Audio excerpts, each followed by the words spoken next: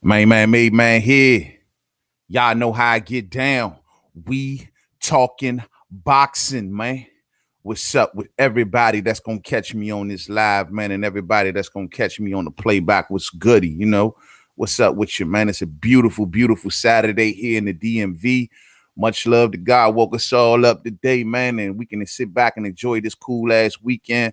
You know what I mean? Chill on out, chill with the family, get that house cleaning done, tie up them loose ends, get them errands out the way, go on a date with your lady, whatever you want to do. You made it through the work week and you're here now. Salute. Got my main man, Ali Cartier, up in the building. What's up, man? Let me make sure our audio is good and we about to get it underway. You did. All right, sounding good, man. We got some good topics on the horizon today, man, that I want to talk about. I've been kind of late to the party on some of these issues, but it's all good. I'm here nonetheless. You know what I'm saying? So I've been getting hit up all week long. Y'all have been hitting me behind the scenes. People have been hitting me up in the boxing forum, everywhere. Like, yo, main man, what's up with your main man, Jared Hurd, bruh? Like, what's up with Hurd and Ernesto Rodriguez, man? Hurd and Ernesto Rodriguez ain't seeing eye to eye as of today. And it's real messed up, man. It's real messed up, you know, because I mean, that pay has been working, you know. It got Jared Hurd to become a unified champion at 154 pounds. I mean, he went and beat the man at the weight class, you know, through the tutelage of Ernesto Rodriguez. So to see these two having problems or to see these two not seeing eye to eye, man, it's like, damn, son. Damn, son. So I got a little bit of this audio right here, and I'm just going to kind of listen to a little bit of what Ernesto had to say, and we'll pick it right on up. That's it. I think some of the things in Jared's personal lifestyles came back to haunt him, and that's just the truth of it. It just, you know, I think he didn't expect the J Rock that came, but I expected it. It was a fight that I wasn't in favor of from the beginning. I didn't want that fight, but he wanted that fight, so he got what he wanted, and unfortunately, Williams came in and he did his job and won the fight. I'm gonna stop it right there. So basically, Ernesto Rodriguez is saying that he never wanted that fight. He's saying that he never wanted that fight. That's something that Jared Hurd wanted. And you know, once we go along more in the interview, he'll start to get into how Jared Hurd, he doesn't feel like he's no longer hungry.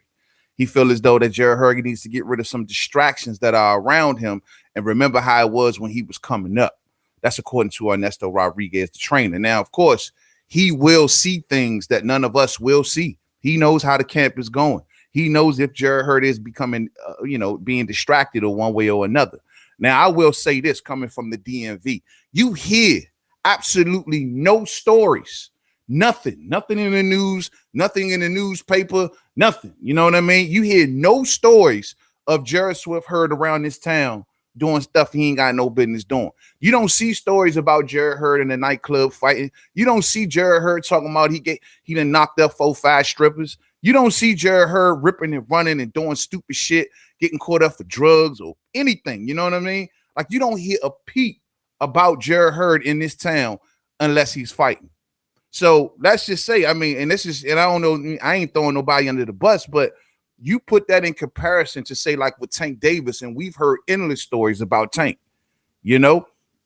I mean, you hear stories about him fighting at restaurants. You hear stories about him doing this, him doing that.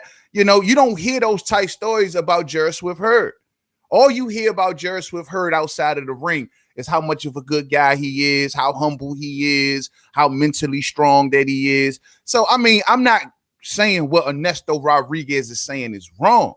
And maybe the type of distractions that he's talking about may not be the ones that I'm talking. I mean, I don't know what other distractions he could be talking about other than things that are internal. It could be family issues. It could be anything. You know what I'm saying? But so the way I perceive this, a lot of people may say, well, main man, this is a lot of hard truth that Ernesto is giving. He's giving hard truth. He is, and I look at the comments below this particular video with this interview at, and a lot of people are alluding to the fact that he is not a yes man. So a lot of people are saying, well, Ernesto is not a yes man. So, he's telling Hurd some hard truth. Now, don't get me wrong. I look at this interview one in two ways. Absolutely right. He is seem like he's telling some hard truth. What he is saying ain't wrong. What he's saying is the absolutely right thing. He should remain hungry. He should remember how it was on the way up. He should remember those days when nobody was checking for him. All day. But I'll say this on the back end. I'm never a fan of when a trainer stands apart from their fighter. You get me? Look, my deal is this. It seems to me what Ernesto Rodriguez is trying to do is also distance himself away from the loss. What do I mean by that? It seems like, look, man, as a trainer, it's like being the captain of the ship. You go down with the ship. You don't come out the next day, oh, I didn't say this and I didn't say that. I didn't mean for him to do that. It's like you distancing yourself away from it. Instead of actually going down with it and saying, you know what, we got to all go back to the game plan. I need to work on some things. I need to show him on how to adjust on certain issues and how to deal with certain situations. Instead of talking like that, taking your lumps right along with your fighters, you then try to stand apart from it. And I never liked that. I remember it's when John David Jackson, for example, did it with Sergey Kovalev. And regardless of everything that John David Jackson was saying, I never thought it was a smart move for him to distance himself away from his fighter. You don't do that. You don't come out the next day trying to make yourself look good while making your fighter look bad. That's just something I don't agree in. You know what I'm saying? I got Brayon Thomas in the building. What's up, homie? What's up? Sean Isaac's in the building. The Gypsy King summons more spirit to recover when dropped than AJ all day. But that's the one thing I don't condone. You know what I mean? I just don't condone when a trainer wants to separate himself from his fighter and make himself look good. Because then me as the fighter going to sit back like, are we a team or are we a team? If I go down, you go down. These fighters, you know, they got this. I mean, these trainers have this thing now where they keeping score. Oh, well, people going to see that this fighter lost and that fighter lost, and they're going to say it's my fault, so I won't be able to get other fighters in the future, and ain't nobody going to want to mess with me because they're going to think that, you know, I'm not a good coach because my fighters are losing. That's not a good mentality to have. So even if Ernesto Rodriguez got these issues with Hurd, my deal is keep them to yourself. You stand with the team. You take your lumps just like Hurd took his. Whatever issues or differences you got to work out, you do that shit in the gym. But you don't come to the public trying to make yourself look good. That's something you just don't do as a trainer. You know what I'm saying? I just don't agree with that. Lewis Coleman in the building. Hurd should have fired his ass all day. I mean, look, man. It's time to, if word on the curb is that they separated. Now, if it ain't happened yet, maybe he should consider it because I'm sorry, man. You don't throw your fighter under the bus under any circumstances, whether the trainer is right or wrong, bruh. You don't do it. There's a code there. There's a mutual understanding. And that's all I'm saying, you know. And I just don't think it's the right move that he should make. LeBron James in the building. Hurd does need a new trainer, though. Work on defense and fighting off the back foot. And see, and that's the thing that Ernesto isn't talking about. The question is, unless he's saying Hurd is so distracted, his mind is so gone where he is not listening to you. Where was the proper instruction in the corner to deal what J-Rock was bringing? Did you hold up your end of the bargain? Did you arm Jarrett Hurd with the right strategy to take on Julian J. Rock Williams? That is the question. You know what I mean? Like you're dealing with Hurd's mentality, and we've been hearing a lot of talk about Hurd's mentality leading up to that fight. According to J. Rock, he heard they were in the locker room getting haircuts, and everybody was joking, everybody was laughing, everybody was having a good old time. But at the end of the day, Ernesto, what did you arm Hurd with? Did you give him the right game plan? Did you give him a plan to adjust if J-Rock starts to do this, if J-Rock starts to win on the inside? Did you give Hurd something else to fall back on and say, well, if that ain't working, then start doing this. If that ain't working, then we're going to come back around to this. Just listen to me in the corner, and I'm going to give you when to change up, when not. Did any of that go on? Or are we just going to sit back and say, well, Hurd ain't listening. He hard-head. He hard-head. He running with the wrong crowd. He ain't this. It wasn't my fault. You know, it wasn't my fault. I told him don't take the fight. He shouldn't have never took the fight. You know, I told him from the beginning it's a bad stylistic matchup. What type of trainer talks to you like that? A trainer is supposed to be a motivator. No matter what obstacle we got in front of us, if this is what's on the contract, then I have a due diligence to put my best foot forward and give you the best game plan. We're going to beat this dude. Not, oh, well, I don't think that's the right fight, man. You shouldn't take. I don't know if I could develop a game plan that's going to, you know, get you through this guy. I just don't know. That ain't how it works. That ain't how it works. So maybe Jared Hurd is distracted. Maybe he got some little chick he dealing with on the low that's keeping his eyes off the prize. You know what I'm saying? I don't deny that. Maybe that's what it is. But you don't come out publicly and tell everybody that this is what it is. You know what I'm saying? That is not what you do. That is not what you do as a trainer. Raheem Gaiman says, especially when he passing you checks all day. He also says, J-Rock is the new Winky Wright, though. Full professional. He can actually get a lot of fighters on the low. Oh, I agree. J-Rock ain't no slouch. J-Rock is the truth, man. Very, very good fighter. Very good fighter. Fundamentally sound, can fight on many different fronts. Dangerous opponent. Very dangerous opponent. And Ernesto went on to say in the interview, matter of fact, let's just listen to a little bit more before we switch gears. Well, because it was a style, clash of styles. And in my opinion, business-wise, he could have got a bigger fight, a better fight. High risk, low reward. Let me stop right there. Trainers don't talk like that. Ernesto is not a matchmaker. Ernesto is not a matchmaker. He's not a promoter. He's a trainer. You don't sit back and tell your fighter what is high risk and low reward and high risk and high reward. And no, that's not your job. Your job is to prepare the fighter. See, these trainers nowadays are forgetting their roles, man. They going into other columns. You're supposed to get this man ready for this man, whoever the opponent is. Not tell him, well, you can't beat him. Stylistically, that's not good enough for you. You know, stylistically, that's not a good matchup for you. That's not your job. You don't demotivate your fighter. You motivate your fighter. I don't like that kind of talk coming from a trainer.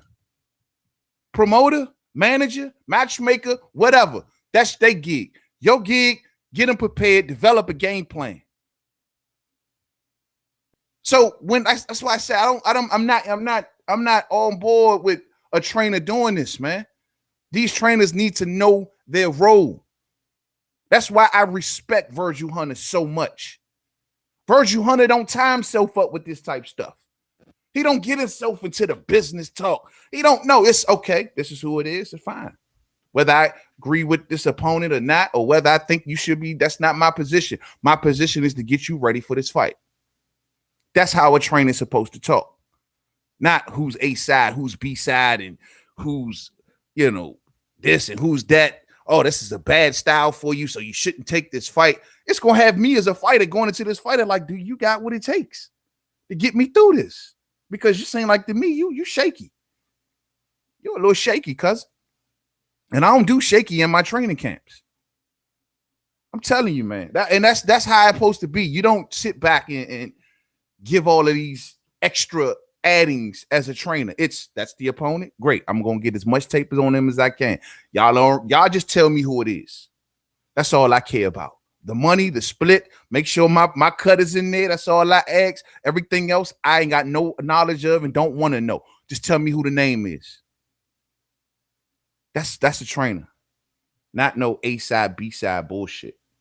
One more time. From the business standpoint. But, Jared is his own mind, and he has his own mind, and he decides what he wanted to do, and, that's what he got. he chose to have that fight, so he got the fight. And, that's just the outcome, came into Wednesday. Are you guys going to exercise the rematch clause? I don't know. I haven't talked to Jared. I talked to him the day after the fight. All right, I'm going to stop right there. See what I'm saying? He don't know if there's going to be a rematch. Don't know, because you're not in that room. You're not in that boardroom. You don't know what Hurd going to do, because that's not your thing. Only thing you just get ready for is a name. That's it. That's all. And train me to get through this. So it is what it is, man. And so I'm going to leave it there. I'm just going to say that it's sad that these two can't see eye to eye, because I thought they made a real good dynamic duo. I thought these two were a good match made in heaven. You know what I mean? I truly did, man. I honestly thought that these two, I thought that they were a good pair. Simple as that, I thought they were a very, very good pair. And it's very unfortunate that these two cannot see eye to eye on such an issue. I mean, on whether to go forward or whether or not. Because to see Jared Hurd have to switch trainers in a rematch, to see him have to switch trainers in a rematch, that's kind of messed up. Now, a lot of fight fans out there may be like, yo, man, like he needs to, he's only taking Jared Hurd as far as he can go. And man, yo, he hasn't given him defense. Jared Hurd is the same kind of fight. It's worked. It worked.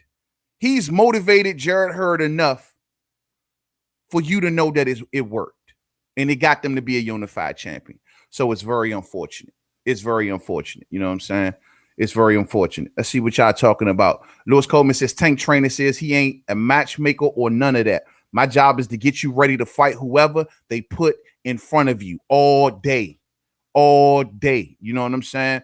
Raheem Gaiman says, plus Virgil gets you through your current opponent, then builds up all of your basics that you lack for the future, on top of polishing up your strengths all day.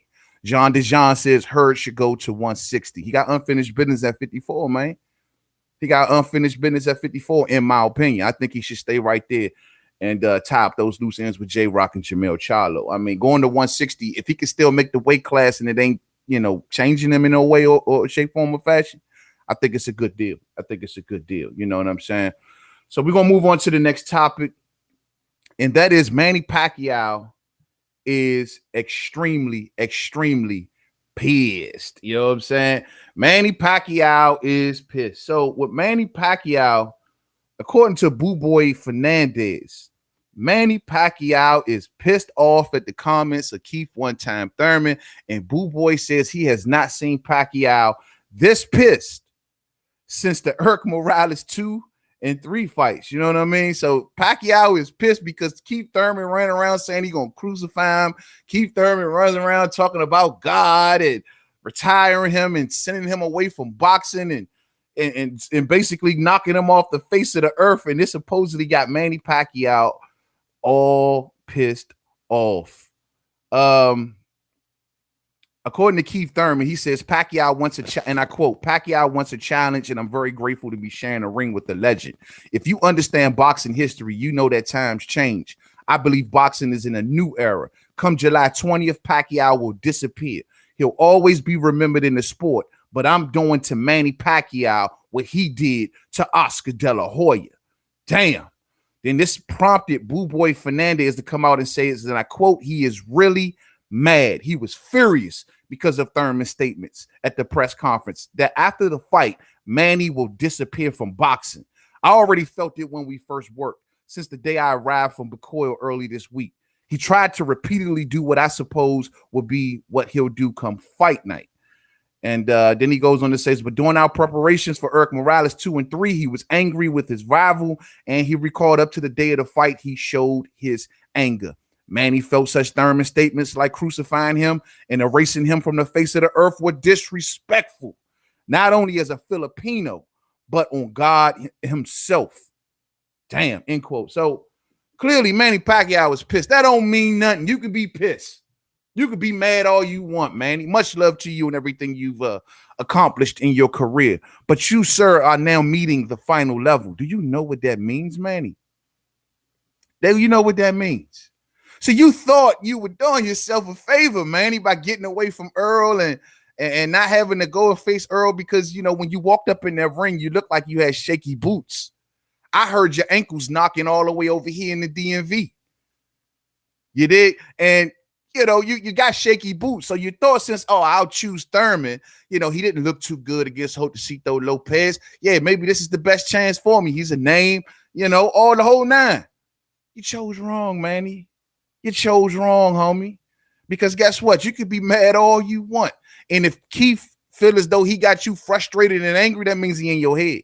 And that's not a good sign to be shown before a fight, Manny. And you know this. Man, Keith gonna serve that man. Serve that man. Raheem Gayman says Thurman got the cracks, but he don't got the heart to retire Pac-Man. Plus, Pac will be too awkward for Thurman. I mean, I think Thurman is a studier of the sport, philosophical type dude, right? Where he knows Pacquiao's movement. Have you ever seen Thurman mimic Pacquiao? I mean, he got the movements down.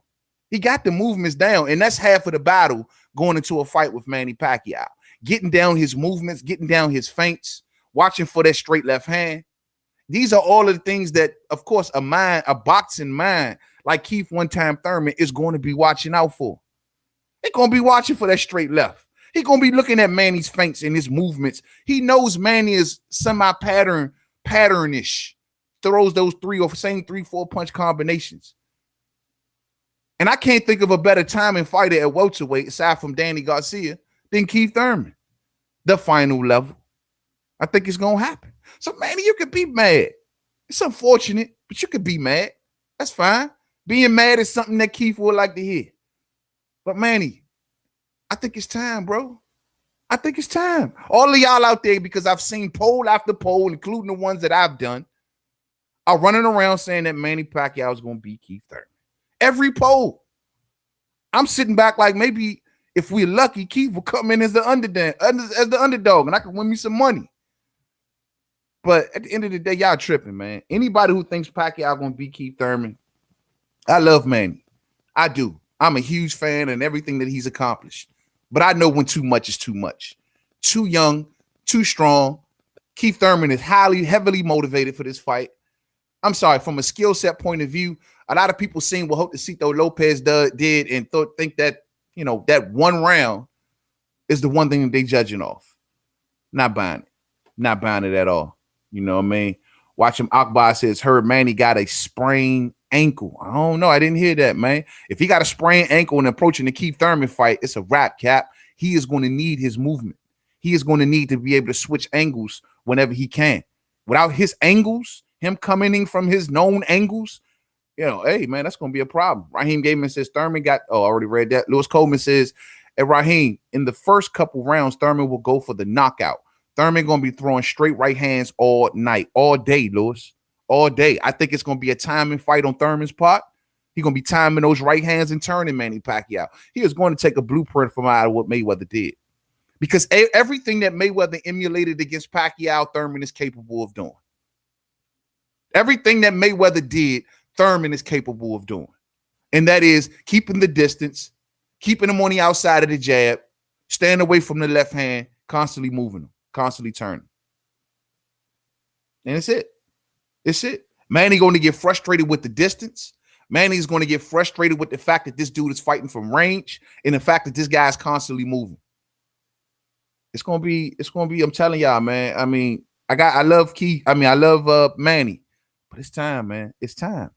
This is the one. Adrian Bronner wasn't the one. Lucas Matisse wasn't the one. We all know that. But when you come to the creme de la creme, when you're talking Spence, Porter, Thurman, Mick Crawford, I think they all beat Manny, in my opinion. The only one I think Manny may have beat is Danny Garcia. And that's just my opinion. And that says nothing. Take in mind, I'm not dissing Manny. It's just age. And it happens to all fighters. But the creme de la creme at welterweight, I don't think Manny beats any of them. Only one I think he beats is Danny Garcia. And that's just being a buck. And that's because Danny's output is not good enough. Brother, reality in the building. What's up with you, fam? What's up with you? What's going on? Spencer Crawford are the ones. Yeah, and Manny can't get in the ring with them two. That's just, and he knows it. This is the reason he avoided Crawford and Spence. Let's just keep it a buck.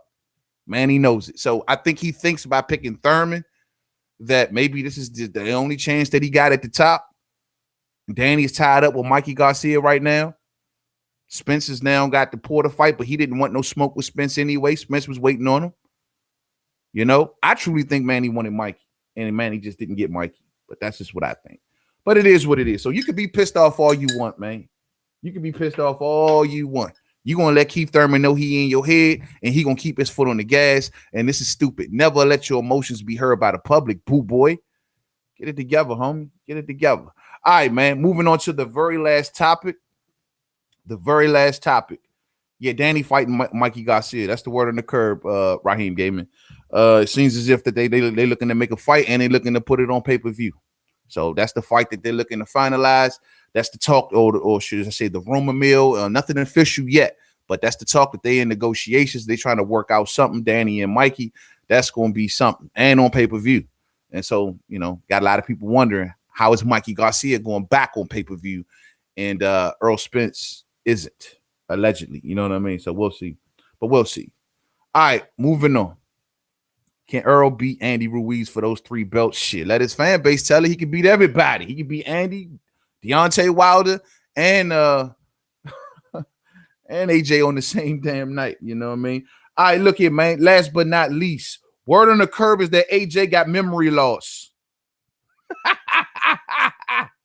The man got memory loss. According to Eddie Hearn, AJ cannot remember anything from the 3rd round on down. And he basically trying to give AJ props for surviving as long as he did and not getting knocked out. You know what I mean? This is for, I ain't never in my life seen nothing like this, Joe. He's basically giving AJ props for surviving for 4 more rounds after he basically got clipped. And he's saying basically he got memory loss. According to Eddie Hearn, and I quote, "The doctors didn't tell us anything major. He doesn't remember anything from the 3rd round. In fact, he has taken a little bit of positivity from the fact that he managed to go 4 more rounds after that because he said his senses weren't there. He got clipped with a shot around the side of the head and didn't really recover. He got up 4 times, even with the stoppage at the end. It was 100% the right stoppage." Do you hear that, AJ fans? Even Eddie Hearn says that it was 100% the right stoppage. He goes on to say, but at the end, we were watching it last night, and he goes, "Yes, I can continue." Goes to walk forward, and the referee just nudges him, and then he goes back on the ropes, and then he stops it. I'm actually glad he did, because Anthony would have kept going all night, end quote. So basically, he's saying that he don't remember anything from the 3rd round, and the ref made the right decision. The man don't remember anything. He's like, where am I? Who am I? What did I eat last night? What's going on? I'm Batman.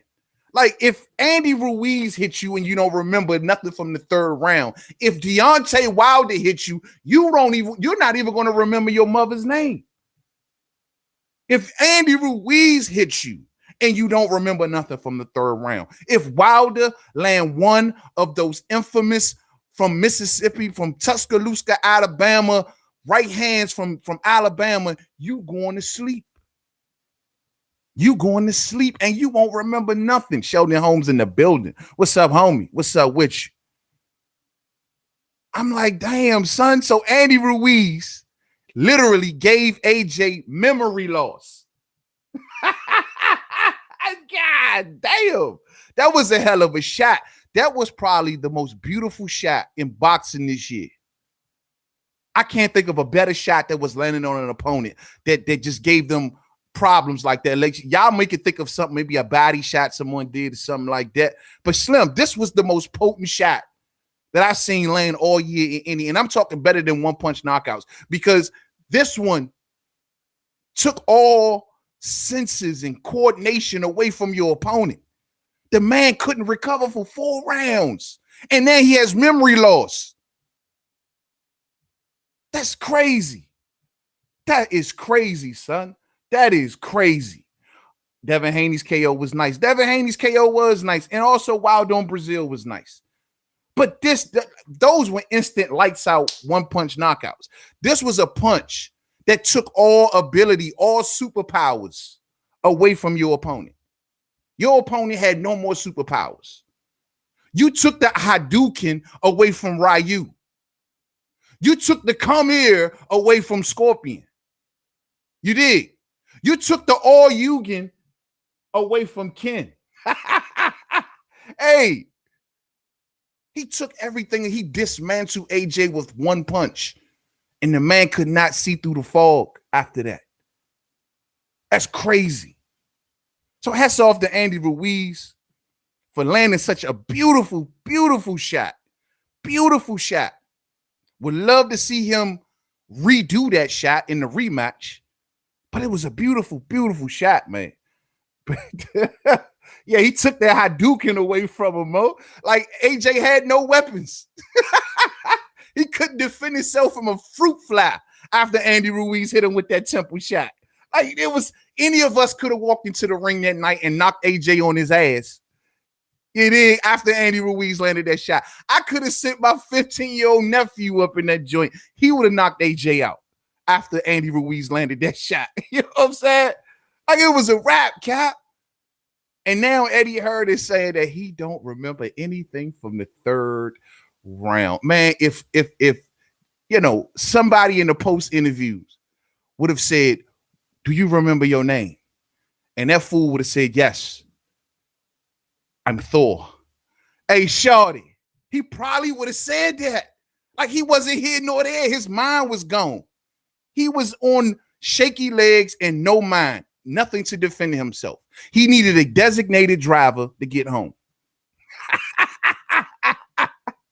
It is what it is, man. LeBron James says Eddie is doing a lot of speaking for AJ. Yeah, you're right. You know, a lot of people always say that, you know, for the Wilder detractors, they say that Shelly Fink will do all the talking for Wilder. And this is why I always wonder, how can you say that when clearly Eddie Hearn does all of the talking for AJ? Wilder at least takes it upon himself to go and have interviewers with up and coming, you know, YouTubers or interviewers with the little guy.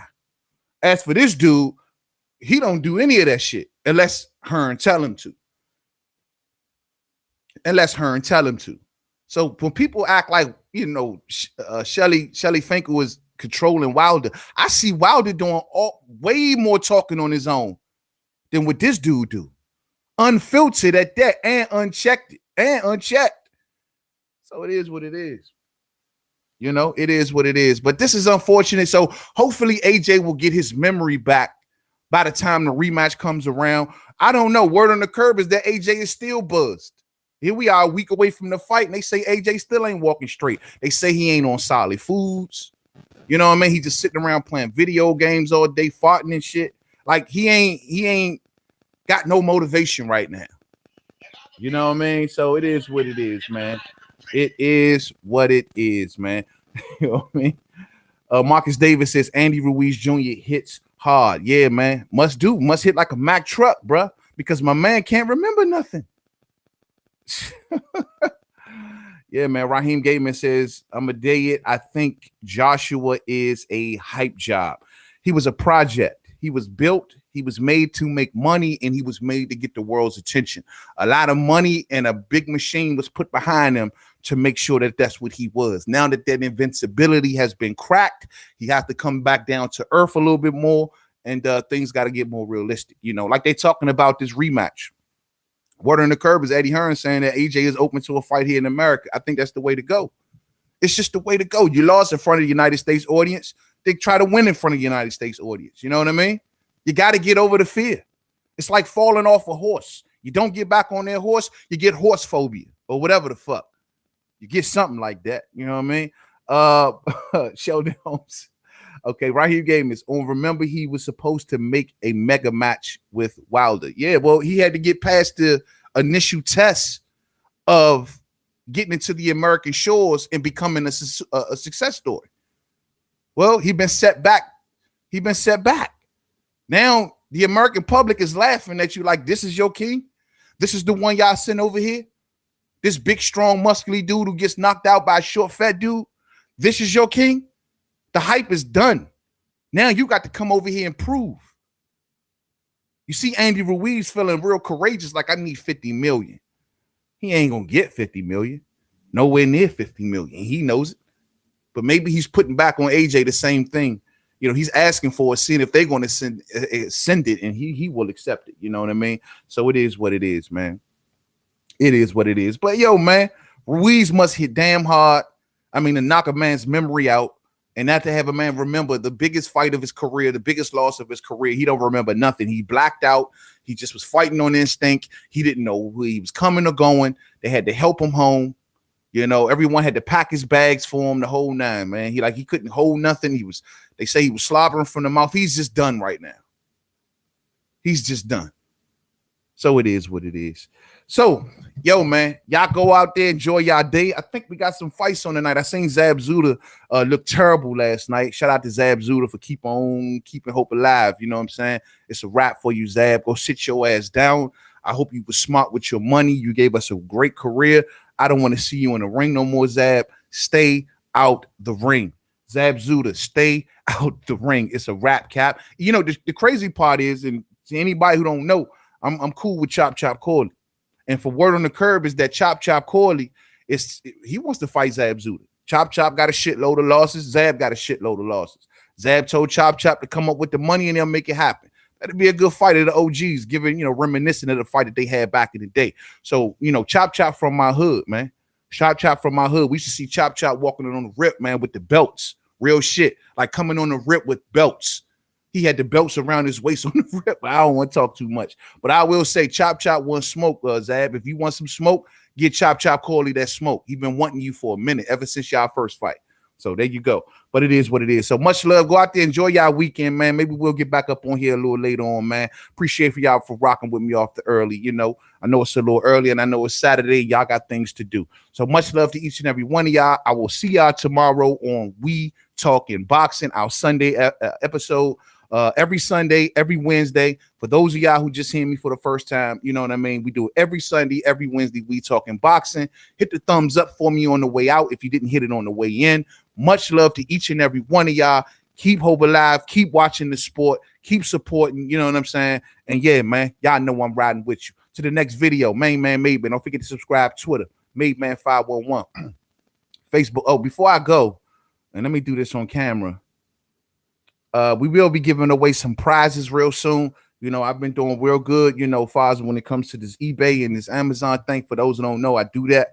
You know what I mean? And I got a lot of extra inventory, and I want to give out a lot of stuff to some of the subscribers of this channel, some of the supporters of this channel. I know each and every one who it is. To all of my supporters out there, I say thank you from Main Man Made Man, and I will be looking out for y'all real soon. So be prepared. All I would just need is some mailing addresses, and I'm gonna shoot y'all some things, man. Some things I got in the inventory, and y'all gonna like these things too. Everything brand new. So much love to each and every one of y'all, and I'll see y'all real soon. So to the next video. Peace out.